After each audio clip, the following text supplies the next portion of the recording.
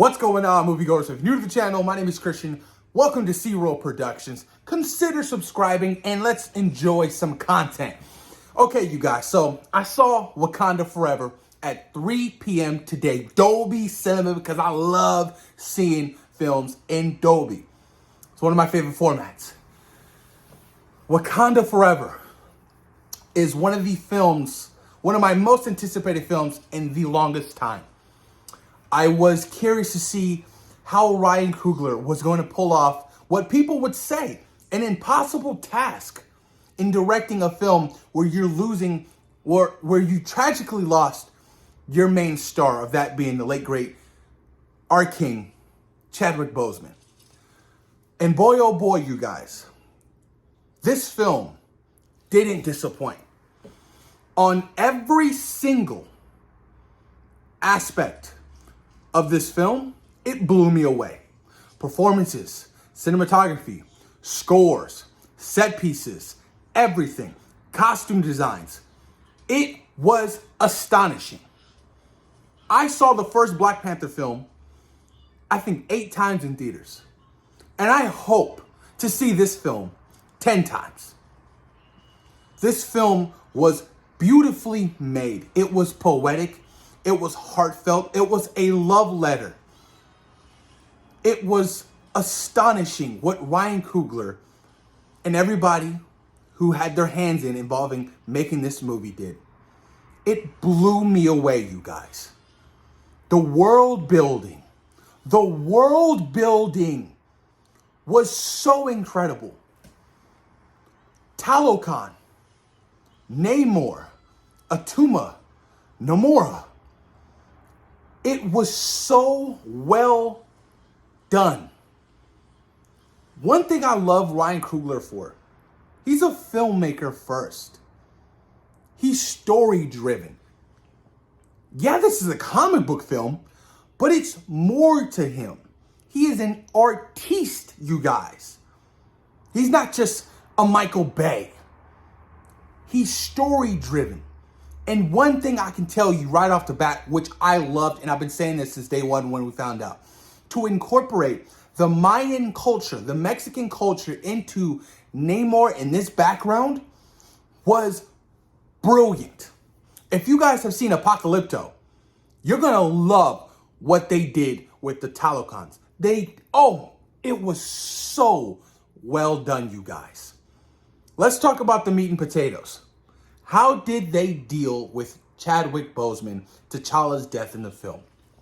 Very fast pace. Start of the film. Very fast pace. He was dying of some kind of sickness. Shuri couldn't save him. She didn't have the formula to recreate the heart-shaped herb. And unfortunately, he passed away. It was an off-screen death. And the funeral scene was so well shot. It wasn't even acted.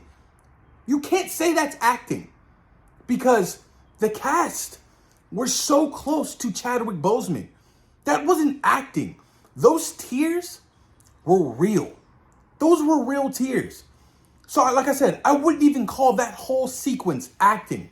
This film really told the story of loss, grief, trying to move on. It was so heartfelt. I got choked up so many times during so many heartfelt scenes with Shuri, Ramonda, Okoye, Nakia, M'Baku.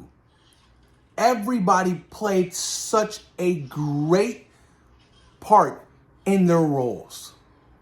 They were really astonishing. Angela Bassett just might be considered for Best Supporting Actress, because boy, oh boy, did she sell this shit. She was good. She was more than good. She was so incredible. Her performance was bleeding through the screen. Every time she was on the screen, it demanded your attention. She is so beautiful. She is so well spoken. She is so powerful. I was just so speechless every time she was on screen. And I wanted more of her. Unfortunately, you guys, she died. There's a lot of death and grief in the story of Wakanda Forever. And do you feel for Shuri? You feel for her. Because she lost her father in Civil War, King T'Chaka. She lost her brother in this film, T'Challa. Now she lost her mother. Now she has to deal with grief. And the way she's dealing with it is she buries her head in her work. That's how she deals with it. She's creating all this, brand new, Wakandan technology. She creates a whole new, Midnight Angel suit for, Okoye. Oh, it was so good. I was skeptical of how Shuri was going to become the face of this franchise and the new Black Panther. But she did it so well. She was so fantastic. Her raw emotions when she needed to show depth. She needed to show, the pain. Like I said, at some point, it didn't feel like acting because it felt real. And I think that's where I got choked up majority of the time because that was always in the back of my mind. They were shooting this and people on set were still grieving the loss of Chadwick Boseman. So it just hit differently, especially for me. Oh my God, you guys. I'm telling you, this film was great.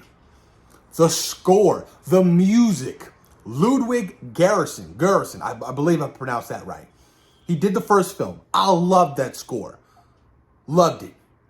The score for this one topped the first one, especially with Talokan. I was like, oh my God, every time the score came on, I just got chills. It was so good. The music was so effective when it needed it to be. There was a little bit of comedic relief, which worked. When M'Baku called Okoye the bald-headed devil, that shit had me dying. I was laughing my ass off because it was funny. There wasn't a lot of comedy. There wasn't. But when they needed a good scene to get a good laugh, boy oh boy did it hit. The introduction to Ironheart, Dominique Thorne, Riri Williams. Brilliant. She was so good. Whenever she was on screen, I was just like, oh, I love you. I can't wait for your Disney Plus series. You're going to do wonderful. And the way how they incorporated her story, she's at MIT. She, accidentally was helping the government create this whole massive machine that goes looking for vibranium. And that's where Talokan and Namor start to get involved because ultimately T'Challa's decision to reveal to the world Wakanda, vibranium, their resources, not only opened their doors, but it opened the doors of Talokan. Now they're searching for vibranium. It's in the ocean somewhere, and that's where Namor steps in. And he's like, yo, we can't have this. What he did is now a ripple effect, and I'm all about my people. I'm about protecting my people. And look, you guys, Tenoch Huerta as Namor was probably one of the greatest performances of all time in the MCU. He was menacing. You understood his motives. You sided with him at times. He was so good. The fight scenes with him when he's little, a cuckoo Khan is what they call him, which I love. I didn't want to say Namor. A cuckoo Khan. That's what, his people call him. His enemies call him Namor. So good. So good. I can talk about him all day. I low-key got a man crush. Look, I haven't bought a Funko Pop in I don't know how long. I think Endgame was, the last era when I bought Funko Pops. I saw this fool at Target. I had to get it. Had to get Namor. A cuckoo Khan, you guys. Really, really good. He added so much depth to this film. So much depth. How was the action? You guys want to know the action. Did they up the action from the first film? Absolutely. That bridge scene when Okoye was fighting Atuma. Woo, man, that shit was dope. Oh my God, that was so well shot. She took on, 3 of them, and then she had to fight Atuma. Ultimately, she lost because, the the people of Talokan, they are gifted with superpowers. Speaking of superpowers, I love the origin story of how, the vibranium ultimately, when it hit Earth, right? It kind of created, just like how it created the heart-shaped herb, it created something underwater. And, the people, before Talokan, right? The Mayans, they were sick of chickenpox, and one of their people had found something underneath, in the ocean, and they all took it, and that's how they all became this beautiful, beautiful cultural race of the Talokans. I was like, oh my God, this was so good, so good. What I loved so much, and what I wanted, what I wanted more of, was more Shuri and more Namor. When they shared the screen together, it was so believable. When they were in Talokan and Namor was, giving her a brief history lesson of how their people came about and showing her, it was so gorgeous. It was beautiful. The underwater world of Talokan was astonishing. Whoever came up with the concept, congratulations. You sold it. It was so good. And then Namor giving Shuri the bracelet of his mother that had a piece or pieces of the plant that created Talokan and the Talokans. I think that's what they call Talokans, right? And the way Shuri artificially recreates the heart-shaped herb with T'Challa's DNA and the bracelet was brilliant. Brilliant. And let's talk about the ancestral plane, of how she went to the ancestral plane, hoping to see her mother, hoping to see her father, hoping to see her brother. But no. She saw Indijaka. I think that's how you say his name. Indijaka? Killmonger. She saw Killmonger. Michael B. Jordan was in the film. And boy, oh boy, that scene was so good. So good. Whenever Killmonger is on the screen, you guys, I'm just like, absolutely. Michael B. Jordan just killed it as his performance as Killmonger in the first film. And you got to see a little bit of the glimpse in Wakanda Forever. I was just like, oh, he was so good. Because his main motive of being king was revenge. And at the time, Shuri just lost everybody. She just lost her mom. Namor killed Ramonda. So she's feeling some kind of way. So ultimately, seeing Killmonger fit the narrative so well. But she didn't end up killing him. That fight scene with Shuri and Black Panther and Namor was so good. And when Shuri's putting on the suit and she first reveals herself, holy shit, I got chills. I got goosebumps like crazy. I lost it. I was like, oh, I was like, this is it. This is the moment we've all been waiting for. And it was so good. It was so awesome to see. And she brought the fight to Namor and his people. That whole battle scene was brilliant. The fact that they were trying to, what's his weaknesses? We need to dry him out. We need to get him out of the water, because when he's out of the water, he's less powerful. I was like, oh, this is so good. And they're fighting on that island. It was so dope. She got the best of him. When she pulled out his little serpent wing out of his little fucking ankle, I was like, oh, this is so good. It was so good. And she made him yield.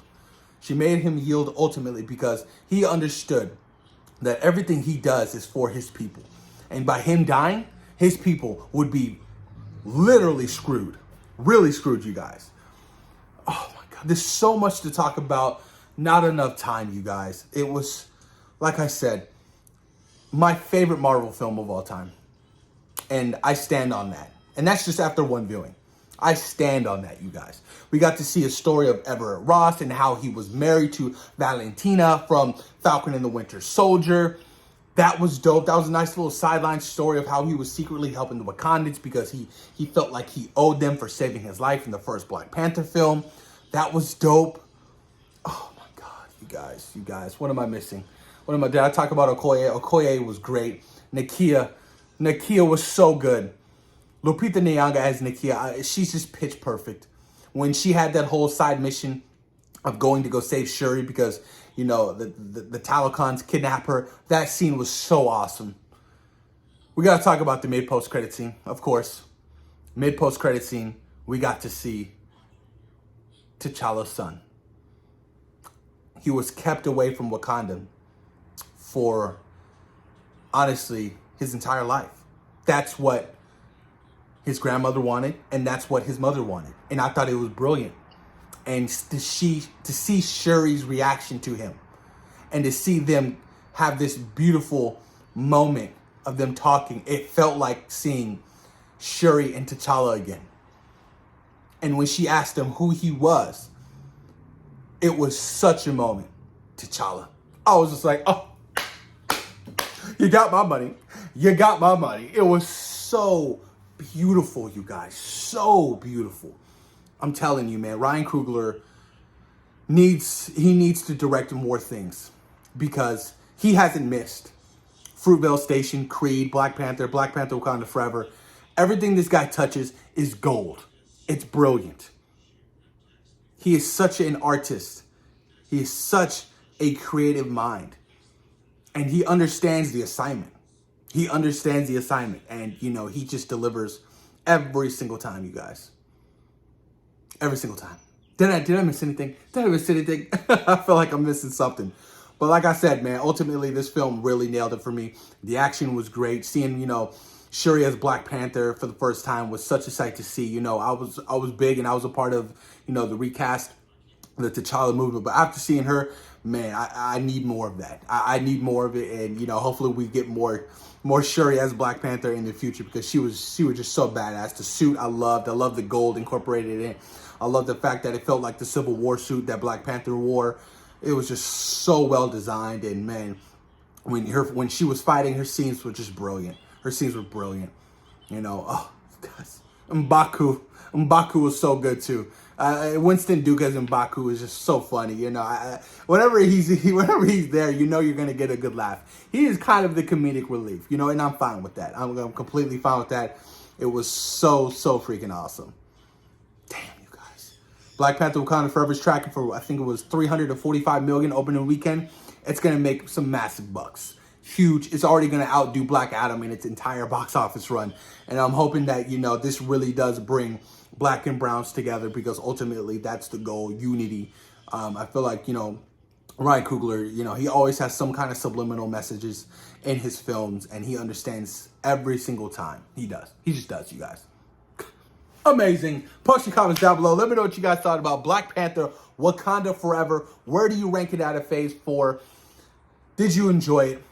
Are you satisfied? Can we move on? Can we progress? That's the ultimate question, you guys. Post your comments down below. Let me know what you guys think. Peace.